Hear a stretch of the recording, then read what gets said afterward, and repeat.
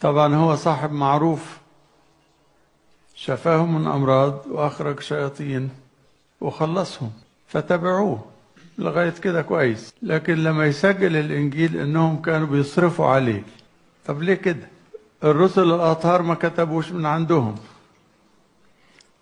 لكن الروح أصر إن ده يتسجل في الإنجيل للخليقة وللأجيال كلها، إن الستات دول كانوا بيمشوا معاه وكانوا بيصرفوا عليه.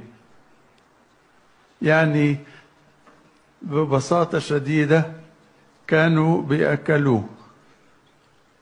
ما يصرفوا عليه في إيه؟ بيأكلوه. طبعا شيء مذهل جدا، يكسف إنه يتقال عن المسيح إنه الستات دول كانوا بيصرفوا عليه. لكن دي مسرته هو الخاصة، هو مبسوط بكده. إنجيل لوقا الأصحاح 8. وعلى إثر ذلك كان يسير في مدينة وقرية يكرز ويبشر بملكوت الله، ومعه 12.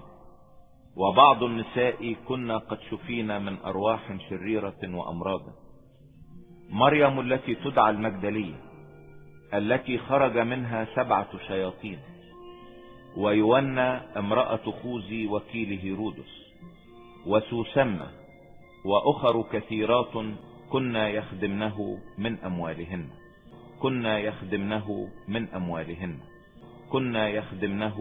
أموالهن